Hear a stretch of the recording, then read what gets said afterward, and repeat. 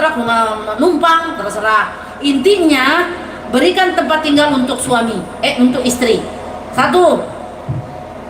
Lalu selanjutnya berikan pakaian untuk istri.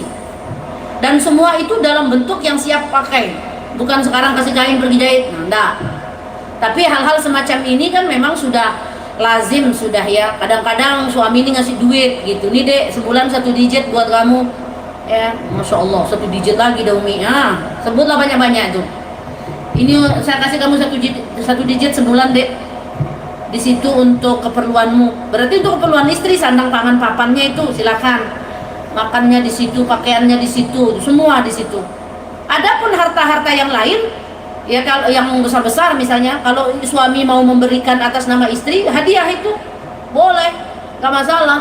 Suami kan kaya raya, ya punya rumah 10, ya udah dek, taruh atas namamu rumah yang ini ya.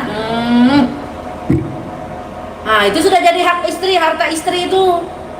Ya nanti kalau ada apa-apa, berarti harta yang dikasih oleh suami sudah di atas namakan istri. Nah nanti begitu turun waris, dapatlah untuk anak, dapatlah untuk suami, gitu. Nah nanti dibawa waris kalau masalah itu. Nah artinya termasuk dengan memberikan makanan kepada istri. Nah rata-rata suami hari ini dalam memberikan nafkah itu biasanya sekaligus. Suami punya gaji 5 juta, contoh MR ya, 5 juta. Terus bulanan istri berapa? Sesuai kemampuan suami. Itu yang menjadi kesepakatan ulama. Kemarin kita sudah bahas, ya. Jadi sebenarnya nggak perlu bahas panjang lebar lagi di situ ya. Mana tadi pertanyaannya itu hilang lagi ini tentang apa namanya? Harta itu. Nah, kalau suami, nah kembali ke pertanyaan tadi ya. Kalau suami sekarang sudah menunaikan kewajibannya, berarti selebihnya itu urusan suami. Duit yang ada itu dia mau ngasih anak yatim, dia mau ngasih ibunya, dia mau ngasih adiknya, dia mau untuk senang sendiri, itu urusan suami. Karena itu harta suami, kecuali hartamu. Kalau hartamu silakan sebagai istri, kamu punya income, kamu punya uang sendiri, silakan kamu gunakan sendiri tanpa dilarang oleh suami. Udah boleh deh. Itu kan harta istri. Kalau harta istri nggak ada hak suami, ya. Kalau harta suami ada hak istri. Hak apa? Hak nafkah. Maka kalau istri sudah dikasih nafkah, berarti sudah tunaikan kewajiban suami, selesai. Bukan sekarang semua harta suami mau atas namakan istri, nggak gitu. Ya tergantung suaminya kalau mau. Ya gitu kan. Apalagi kalau suami takut istri kan. Ya udah 10 rumah ini kau atas namakan kamu sudah. Ya. Payah ini. Payah kalau begini nih. Ya. Bahaya kalau begini nih.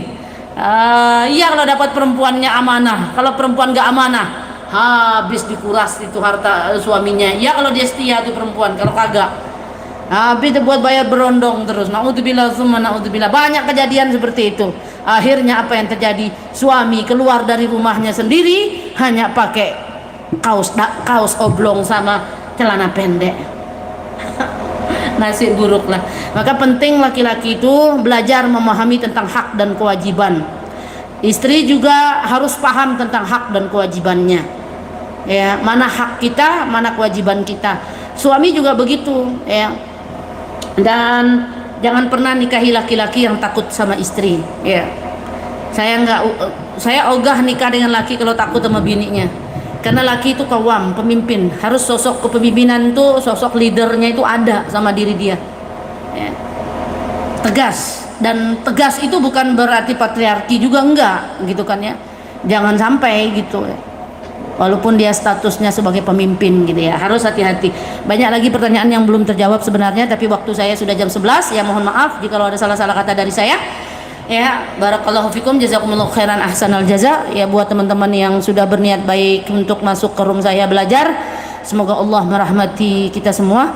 Ya, saya doakan mudah-mudahan teman-teman diberi keberkahan umur, keberkahan rezeki, keberkahan usianya, dan keberkahan ilmunya. Karena berniat baik masuk ke room saya untuk belajar. Adapun kalau ada yang berniat jahat dan buruk masuk ke dalam room saya, disertai dengan komentar yang buruk, semoga Allah berikan dia hidayah. Dan ini merupakan ujian saya dalam menyampaikan dakwah. Karena tidak mungkin tidak ada orang jahat di dunia ini. ada yang jahat masuk ke room kita, ada juga yang baik. Yang baik mau nuntut ilmu, yang jahat hanya jadi sampah. Ya, maka itu ujian saya sebenarnya ya dalam dakwah ini. Tapi itu tidak berpengaruh bagi saya. Orang yang memuji saya tidak akan membuat saya melayang-layang. Orang yang menghujat saya juga nggak bikin saya tumbang. Toh juga saya nggak melihat sekarang siapa yang menghujat, siapa yang memuji. Ya, yang jelas tujuan saya hanya untuk menyampaikan kebenaran, tidak untuk mencari pembenaran. Ya, tapi untuk menyampaikan kebenaran. Ya, dan kalaupun ada yang saya sampaikan itu adalah sebuah kebenaran, maka itu semata-mata dari Allah Subhanahu wa taala. Kalau ada, tapi tidak menutup kemungkinan ya. Bisa saja ada kesalahan yang saya lakukan, yang saya ucapkan. Ya, maka itu murni dari kefakiran saya, kedhaifan saya. Tolong saya dimaafkan, diluruskan, tabayun, diskusi dengan saya insyaallah. Barakallahu fikum. Barakallahu fikum. Jazakumullahu khairan ahsanal jaza. Subhanakallahumma bihamdika asyhadu an la ilaha illa ant astaghfiruka wa atubu ilaik. هدانا الله وإياكم أجمعين والله الموافق إلى أقوم الطريق. اللهم يا من وفقك على الخير وأنت هو ما عليك وفقنا للخير وإنا عليه. السلام عليكم ورحمة الله وبركاته.